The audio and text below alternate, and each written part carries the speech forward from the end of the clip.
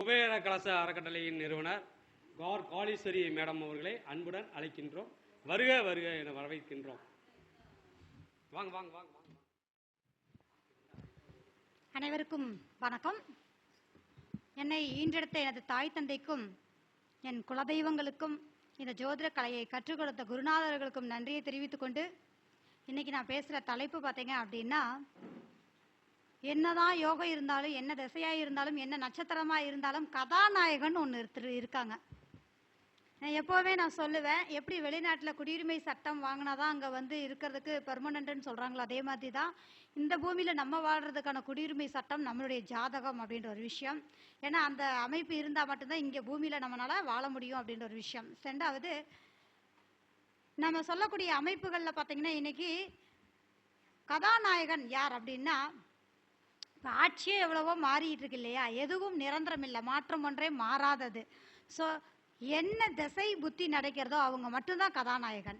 எப்பேற்பட்ட கிரகமாக இருக்கட்டும், நீச்சமாக இருக்கட்டும், உச்சமாக இருக்கட்டும், பரிவர்த்தனையாக இருக்கட்டும், திக்பலமாக இருக்கட்டும், இல்லை எந்த அமைப்புகளில் அவங்களுக்கு மிக அற்புதமான யோகமே இருந்தாலும் அது வேலை செய்யுமா அப்படின்னு ஒரு கேள்வி இருக்கு இல்லையா. ரெண்டாவது, அந்த யோகம் இருக்குது இந்த யோகம் இருக்குன்னுலாம் சொல்கிறாங்க. இப்போது 2 பர்சன் எடுக்கலாம். 2 பர்சனுமே அன்னைக்கே பிறந்தவங்க. ஒருத்தர் நல்ல ராயலாக இருக்காங்க, ஒருத்தவங்க ரொம்ப டவுனாக இருக்காங்க. என்ன காரணம்? இப்போ குரு சுக்கிரன் செயற்கையாகவே இருக்காங்க. 2 பேத்துக்குமே சேம் அதே தான், ஒரே நல்ல பிறந்தவங்க. ஆனால் ஏன் இந்த காம்பினேஷனில் இருக்குது அப்படிங்கும்போது பார்த்தீங்க அப்படின்னா, இந்த கிரக அமைப்புகளில் நம்ம 5 நிமிஷத்துக்கு ஒருக்காவே பார்த்தீங்கன்னா ஜாதகங்கள் மாறுதுன்னு சொல்கிறோம். ரெட்டை குழந்தை பிறக்கிறவங்களுக்கே மாறுது. இந்த கிரக அமைப்பு சேர்க்கை பார்த்தீங்கன்னா கிட்டத்தட்ட மாத கிரகங்கள்லாம் 1 மாதம் வரைக்கும் ஒரே இடத்துல தான் இருப்பாங்க. இப்போ லக்ன ரீதியாக நட்சத்திர ரீதியான விஷயங்கள் அப்படிங்கும்போது ஒருத்தருக்கு நடக்கக்கூடிய திசை அப்படிங்கிற ஒரு விஷயம் பார்த்தீங்க அப்படின்னா, யோகங்களை கொடுக்கக்கூடிய அமைப்பு இருக்கக்கூடிய திசை வந்தால் மட்டும்தான் அந்த யோகத்தை முழுமையாக அனுபவிப்பான். சின்ன சின்ன விஷயங்கள்லாம் நடக்கிறது கண்டிப்பாக அந்த திசையோட புத்தி வந்தால் கூட, இப்போ சுக்கிரன் நல்ல யோகத்தில் இருக்காரு, அவர் கரண்ட்ல திசையா வந்தா மட்டும்தான் நிலையான ஒரு யோகத்தை கொடுக்கறதுக்கு அவர் திசை வந்தா மட்டும்தான் அந்த யோகத்தை அவன் அனுபவிக்க முடியும். அந்த திசை வரல அப்படின்னா எப்பேற்பட்ட யோகத்திலேயே இருந்தாலும் நிலையான யோகம் இருக்கான்னா கண்டிப்பா கிடையாது. ஸோ நிச்சயமா அந்த யோகம் இருக்கு இந்த யோகம் இருக்குன்னா நம்ம நினைக்கிறத விட, ஏன்னா இப்போ நம்ம கண்டென்ட் நிறைய பேர் இப்போ நீச்சனெல்லாம் உச்சனெல்லாம் உச்சன் இல்லை, நீச்சனெல்லாம் நீச்சன் இல்லைலாம் கோயிலவாணி மேடம் எல்லாம் பேசியிருந்தாங்க இல்லைங்களா. அதில் என்ன யோகம் இருந்தாலும் அதை அனுபவிக்கக்கூடிய குடுப்பனையோட நம்ம பிறந்திருக்கணுமா அப்படிங்கிறத மட்டும் எல்லாரும் ஜாதகத்தில் அனலைஸ் பண்ணணும். ஏன்னா நடக்கிற திசை மட்டும் தாங்க ஒருத்தருக்கு என்ன நடக்கணும், இப்போ என்ன அனுபவிக்கணும், யோகமாக இருக்கா அவயோகமாக இருக்காங்கிறத நிர்ணயம் பண்ணக்கூடிய ஒரு விஷயம். ரெண்டாவது, ஒருத்தர் தொழில் பண்ணுறாங்க அப்படின்னா தொழிலுக்கான கிரகம் 10ஆம் அதிபதி இல்லையா, மிக அற்புதமான யோகத்தில் இருக்காங்க. அந்த திசை நடத்துது, தொழில் ஆரம்பிச்சுட்டாங்க, பெரிய லாபம் கோடிக்கணக்கில் எடுத்துட்டாங்க. ஏன்னா நம்ம கண்டென்ட்ல எல்லா ஜோதிடர்களுமே இப்போ மேடை ஏறி பேசுகிறாங்க அப்படின்னா அவங்க அனுபவ ரீதியாக அதை அப்ளை பண்ணி ஜெயிச்சதுக்கப்புறம் தான் மக்கள் ரீதியாகவும் சரி நம்ம இந்த இடத்துல பேசக்கூடிய ஒரு விஷயம். ஏன்னா எல்லாருமே சும்மாலாம் பேசிட முடியாது. அவங்க ஒரு ப்ரூஃப் இல்லாமல்லாம் நம்ம ஜோதிடத்தில் எந்த விதிகளையும் நம்ம சொல்லிட முடியாது அப்படின்ற ஒரு விஷயம். ஸோ நம்ம நடக்கக்கூடிய தசா புத்திகள் ரீதியான ஒரு அமைப்புகளில் யோகங்களை கொடுக்கக்கூடிய ஒரு தசை வருது அப்படின்னா அவங்களுக்கு யோகத்தை கொடுத்துடும்.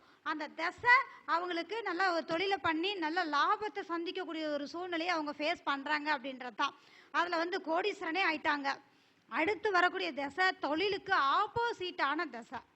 அப்போது நீங்கள் நல்லா பாருங்கள், அவங்க உட்காந்து புலம்புற ஒரே வார்த்தை, எங்க 10ல் இத்தனை கிரகம் இருக்குங்க, 10ஆம் அதிபதி அப்படி இருக்கிறாங்க, நான் தொழில் பண்ணி பல கோடி லெவலில் வேறு லெவலில் நான் சம்பாரிச்சேங்க, இப்போ மட்டும் நான் டவுன் ஆகிட்டேங்க, ஏங்க எனக்கு எவனாவது சூனியம் வச்சுட்டானா, எனக்கு யாராவது மருந்து வச்சுட்டாங்களா, இல்லை எனக்கு ஏதாவது நடந்துடுச்சா, இல்லை எனக்கு வேறு என்னங்க ப்ராப்ளம்னு சொல்லிட்டு தான் உட்காடுறாங்க. ஏன்னா மக்களிடையே நடக்கக்கூடிய விஷயங்கள் என்னென்னா, யார் மீது பழி போடலாம் அப்படிங்கிற ஒரு விஷயம் தான். ஒன்று கிரகம் மேலே பழி போடுவாங்க, இது தான் இப்படி ஆயிடுச்சுன்னு சொல்லுவாங்க, இல்லை அப்படின்னா இவங்க வந்ததுக்கப்புறம் தான் இப்படி ஆயிடுச்சுன்னு சொல்கிறக்கூடிய விஷயங்கள் அப்படின்றது. அதனால தான் பெரியவங்க சொல்லுவாங்க, எலும்பில்லாத நாக்கு எப்படி வேணாலும் பேசும் அப்படின்றது. ஸோ ரெண்டாவது, அவங்களுக்கு திசை மாறுது அப்படின்னாலே நான் ஏற்கனவே சொல்லியிருக்கேன், 9ஆம் இடம் இயங்குது அப்படின்னாலே கண்டிப்பாக தொழிலுக்கு சிறப்பு இல்லை. தொழில் ரீதியாக டாப் மோஸ்ட் லெவலில் இருக்கக்கூடிய திசை நடக்கும்போது நல்ல டர்ன் ஓவர் பண்ணி அவங்க கோடியில் சம்பாதிச்சு புரண்டா எல்லாம் உண்டு. ஆனால் அப்போல்லாம் ஜாதகம் பார்க்கல, அதில் எந்த நம்பிக்கையும் கிடையாது. ஆன்மீகம் இருக்கட்டும், அவங்களுக்கு வந்து தொட்டதெல்லாம் ஜெயிக்கக்கூடிய தன்மை பெருசாக எதுலேயும் நம்பிக்கை இல்லாமல் நல்லா ஓடிக்கிட்டே இருந்தாங்க. என்னைக்கு அடி விழுந்துச்சோ, போகாத இடம் கிடையாது, போகாத கோயில் கிடையாது, செய்யாத பரிகாரம் கிடையாது. என்ன விஷயம்னா, ஜாதகத்தில் 9ஆம் இடம் இயங்குதுனாலே தொழிலுக்கு அடிதான். ஏன்னா 10க்கு 12 இல்லையா? அப்போ அந்த தசை எத்தனை வருடம் இருக்கு, அந்த தசை முழுவதுமே அவங்களுக்கு அடி இருக்கா இல்லையாங்கிறது யாரு இப்ப கதாநாயகன் யாரு, ஆட்சியில யார் இருக்காங்களோ அவங்க தான் ஒரு ஜாதகரை நிர்ணயம் பண்ணக்கூடிய ஒரு விஷயம்.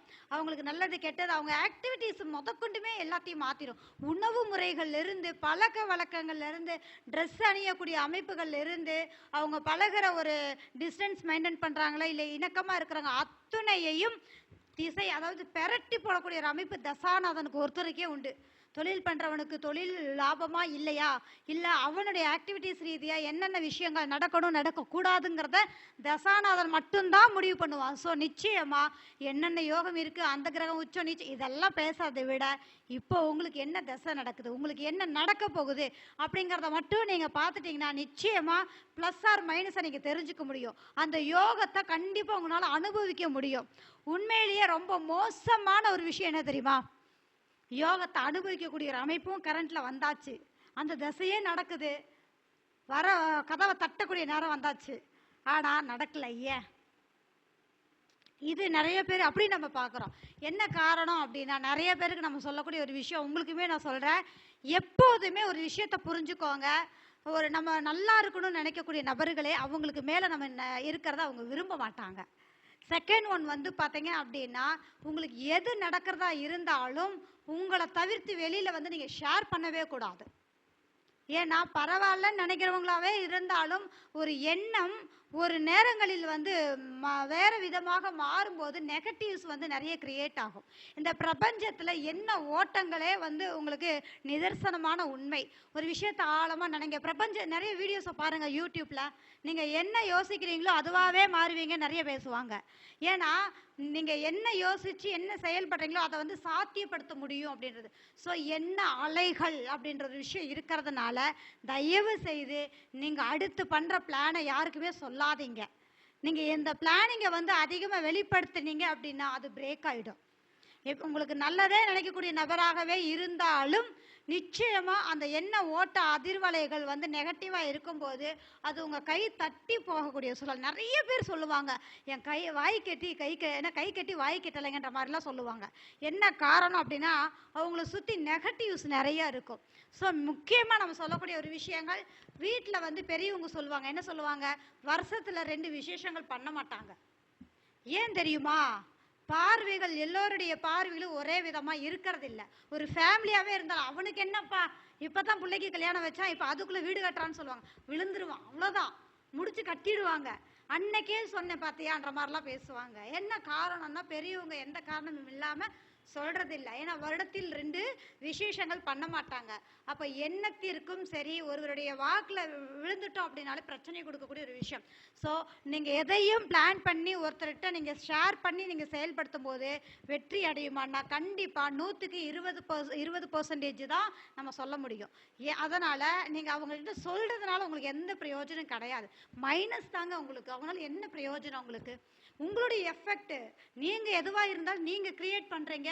பணமா இருக்கட்டும், ஒரு எஃபெக்டா இருக்கட்டும், எல்லாமே நீங்க ஏற்பாடு பண்ணக்கூடிய ஒரு விஷயம், மற்றவங்களால கிடையாது. அதனால தயவு செய்து நீங்க ஜோதிட ரீதியாகவும் நம்ம இதை எடுத்துக்கிறோம். ஏன்னா நெகட்டிவ் கிரகங்கள் இருக்கும்போது இதனுடைய ஆக்டிவிட்டிஸ் வந்து அதிகமா இருக்கும், பாவிகளுடைய சேர்க்கை நட்சத்திர ரீதியா இருக்கும்போது. அதனால நீங்க வெற்றியானதுக்கு அப்புறம் வெளிப்படுத்துங்க கண்டிப்பா. அதனால அவங்க பரவாயில்லையே அப்படின்ற ஒரு வார்த்தையோட அது நகர்ந்து போகக்கூடிய விஷயம். ஏன்னா நம்ம இங்க சக்சஸ் ஆயிட்டோம், அவங்க என்ன நினைச்சாலுமே அதை டிஸ்டிங்கிறத விட நம்ம அதில் வந்து நிற்கக்கூடிய சூழல் அப்படின்ற ஒரு விஷயம். ஸோ நிச்சயமா நீங்க பண்ண வேண்டிய ஒரே ஒரு விஷயம், யாரா இருந்தாலுமே நடக்கக்கூடிய தசா புத்தி யாரு, நமக்கு இப்ப என்ன நடக்க போகுது அப்படிங்கறத மட்டும் பாருங்க. சரி, கரண்ட்ல தொழிலுக்கு வந்துடலாம். 9ஆம் இடம் சம்பந்தப்பட்டு தொழில் ஆரம்பிச்சிருச்சு, நிறைய லாபம் பார்த்தவன் நட்டத்துல வந்து உட்காந்துட்டா நம்ம கிட்ட அவங்க கிட்ட இப்ப நம்ம என்ன சொல்ல போறோம்? இழுத்து மூடுன்னு சொல்லலாமா? கோடி கணக்கில் போட்டு நம்ம கிட்ட உட்காந்துருக்காங்க, நம்மளை என்ன நினைப்பாங்க? நம்ம கிட்ட வரும்போதே 100 ஜோசியரை பார்த்துட்டு தான் வந்து உட்காந்துருக்காங்க. ஏன்னா இப்போ கம்யூனிகேஷன்ஸ் அதிகமாக இருக்கு. இல்லையா? ஜோதிடமா இருக்கட்டும், எல்லாமே நல்லா டெக்னாலஜிஸ் எல்லாம் பார்த்தீங்கன்னா நிறைய வளர்ந்துருச்சு. ஸோ அதனால காலத்துக்கேற்ற கோலம் அப்படிங்கும்போது அதுக்கேற்ற மாதிரி நம்மளையுமே மாற்றிக்கணும் அப்படின்றது தான். ஸோ அப்போ அவங்களுக்கு வந்து திசை நடத்துறவங்க 9ஆம் இடத்துல வலுவா இருக்கா, அப்போ அவங்களுக்கு வந்து மைனஸாக இருக்கு. இதுக்கு தாங்க புத்தின்னு ஒன்று இருக்குது. அப்போ தசா நடத்தும் போது எப்பவுமே ஒரு விஷயம் நம்ம சொல்லுவோம், ஜோதிடர்கள் எல்லாம் சொல்லக்கூடிய ஒரு விஷயம், நடக்கக்கூடிய சொந்த திசையில் சொந்த புத்தி வேலை செய்யாது, சுய திசையில சுய புத்தி வேலை செய்யாது, மந்தமா இருக்கும்னு சொல்லுவோம். ஏன் அப்படின்னா அந்த தசா புத்தி வலிமையா இருக்கும்போது செய்யலாம் அப்படிங்கிற ஒரு அசால்ட்ல அந்த புத்தி பூரா ஓட்டி விட்டு கொஞ்சம் கொஞ்சமா பண்ணக்கூடிய சூழல் அப்படின்றது. அப்போ அந்த சொந்த புத்தி 9ஆம் இடம் நடக்கிற வரைக்கும் அந்த கரண்ட்ல எவ்வளவு நாட்கள் ஓடுது அப்படிங்கறத நீங்க பார்க்கணும். அந்த ஓடக்கூடிய காலகட்டங்களை நீங்க நிர்ணயம் பண்ணிட்டு இது வரைக்கும் நீங்க குடுக்கல் வாங்கலோ விரிவாக்கலங்களோ நீங்க பண்ணாதீங்க, யாருக்கும் ஷேரிட்டி கையெழுத்து எதுவுமே பண்ணாதீங்க போடாதீங்க அப்படின்றத நீங்க பதிவு பண்ணிட்டீங்க அப்படின்னாலே போதுமான விஷயம் அப்படின்றது தான். அப்போ இதெல்லாம் நீங்க நிர்ணயம் பண்ணிட்டீங்க அப்படின்னாலே அடுத்து வரக்கூடிய புத்தி என்ன? அப்போ அடுத்து வரக்கூடிய புத்தி ஃபினான்ஸ் ரீதியாக சப்போர்ட் பண்ணக்கூடிய தசாநாதன் 9ல் இருந்தாலும் அடுத்து ஒரு 2 வருஷம் 3 வருஷம் சம்மந்தப்படக்கூடிய புத்தி அழகா தொழிலுக்கு சப்போர்ட் பண்ணக்கூடிய அமைப்பு வருதுன்னா இந்த டைம் வரைக்கும் கொஞ்சம் பார்த்து இருந்துக்கோங்க. அதுக்கு அடுத்து உங்களுக்கு டெவலப் ஆகிடும். அடுத்தடுத்து வரக்கூடிய புத்திகளை நம்ம கண்டிப்பாக அனலைஸ் பண்ணணும். தசா புத்தி மட்டும்தாங்க ஒரு மனிதனுக்கு நல்லது கெட்டது எல்லாத்தையுமே முடிவு பண்ணி கரண்ட்ல செய்ய வைக்கக்கூடிய ஒரு சூழல் தசா புத்தி மட்டும்தான்.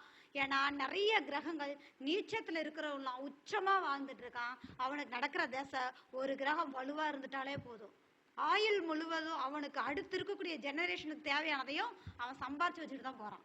அதுவும் சனி பகவானா இருந்தா 7 ஜென்மத்துக்கும் நின்று பேசக்கூடிய அசட் ரீதியான மூமெண்டா இருக்கட்டும், பேரும் புகழா இருக்கட்டும், மிக அற்புதமான நிலையான அமைப்பை கொடுத்துட்டு போகக்கூடிய சூழல் இருக்கு.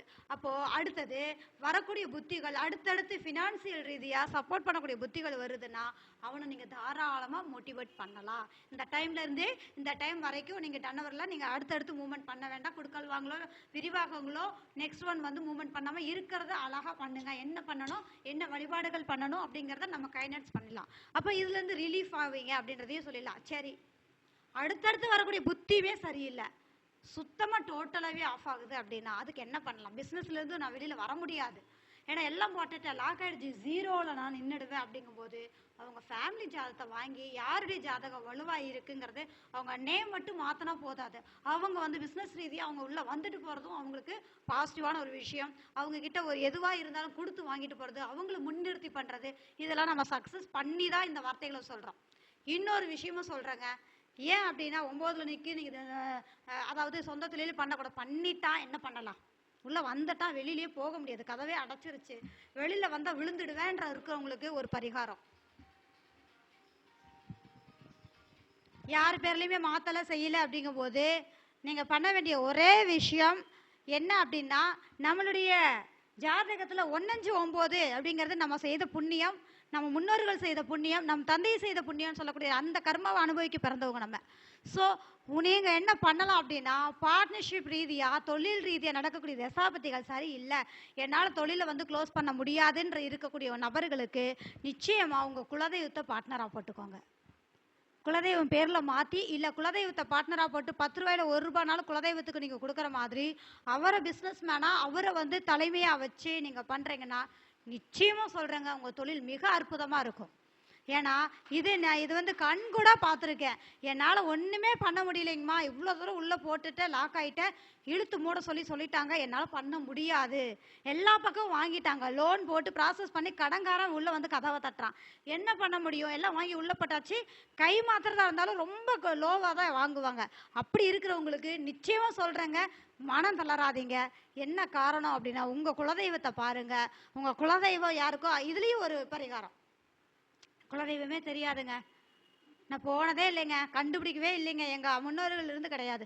உங்களுடைய கண்டிப்பாக உங்களுக்கு அதாவது அப்பா வீட்டு தெய்வம் அம்மா வீட்டு தெய்வம்னு இருக்கும், ஏதாவது ஒரு கிரகம் வலுவாக இருக்கும். தசாநாதன் எடுத்தீங்கனாலும் அது ஒரு கிரகம் ஒரு தெய்வத்தை வழிபாடுகள் ரீதியான விஷயங்கள் பதிவு பண்ணும்.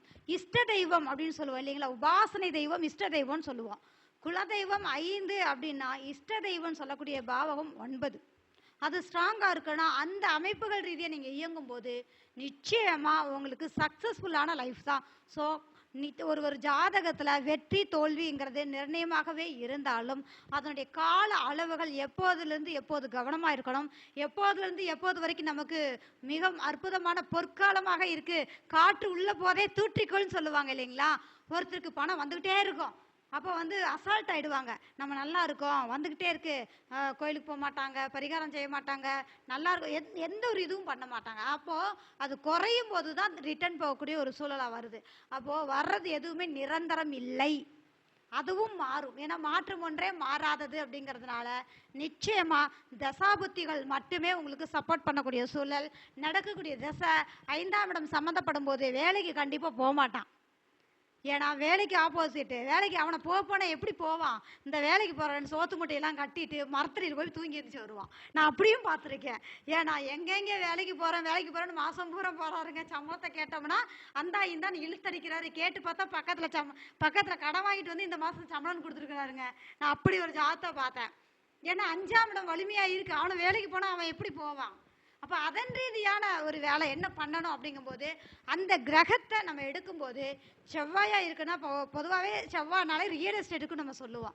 அப்போ கமிஷன் பேஸில் பண்ணக்கூடிய விஷயங்களுக்கு மிக அற்புதமாக இருக்கும். நம்ம ரெஃபர் பண்ணாத விஷயங்கள் ஷேர் மார்க்கெட்டும் ப்ளஸ் இந்த லாட்ரி சம்மந்தப்பட்ட விஷயங்களுக்கு மட்டும் நம்ம ரெஃபர் பண்ணுறது இல்லை. ஏன்னா அது அதிர்ஷ்டம் அப்படின்னு சொல்கிறோம். பட் அதிர்ஷ்டம் அப்படின்னாலும் கூட அந்த அதிர்ஷ்டம் இன்னைக்கு வரும் நாளைக்கு வரும்னு அதுக்காகவே வாங்குற சீட்லேயும் நிறைய போயிடும். அவன் குடும்பத்தில் நிறைய கஷ்டங்களை கொடுக்கக்கூடிய சூழல் இருக்குது அப்படின்றதான். ஆனால் கமிஷன் பேஸ் ரீதியாக அற்புதமாக அவங்க செய்யறதுக்கான யோகங்கள் மிக சூப்பராக இருக்குது அப்படின்றதா. என்ன கிரகமோ அந்த கிரக ரீதியான அந்த கமிஷன் ஃபீல்ட் அவங்க போகும்போது ஜெயிச்சிடுறாங்க. ஸோ நிச்சயம் ஒருவர் ஜெயிக்கிறதுக்கு நீங்கள் என்ன பண்ணணும் அப்படின்னா, உங்களுக்கு என்ன தசை நடக்குது, என்ன புத்தி நடக்குது, இப்போ கரண்ட்ல உங்களுக்கு சாதகமா பாதகமா, உயிரோட்டமாக உறவுகள் ரீதியாக இப்போ உறவுகளோட இணக்கமாக இருக்கிற டைமா இல்லை ஃபினான்சியல் ரீதியாக உங்களுக்கு வரக்கூடிய டைமாங்கிறத பாருங்கள். அடுத்து என்ன வரப்போகுதுங்கிறதையும் பார்க்கும்போது நிச்சயமாக வாழ்க்கையில் யாருக்குமே சர்க்கிள் கிடையாதுங்க. அடுத்தடுத்து ஜெயிக்கக்கூடிய சூழல் அப்படிங்கிறதான். ஸோ கரண்ட்ல இருக்கக்கூடிய தசாபுத்தி ஒன்றே ஒரு மனிதனின் முழுமையான வாழ்க்கைக்கு அடுத்து எடுத்து வைக்கக்கூடிய வாழ்க்கையில ஒரு படியாக இருக்கும் அப்படின்றத நம்ம பதிவு பண்ணிக்கலாம். மிக்க நன்றி.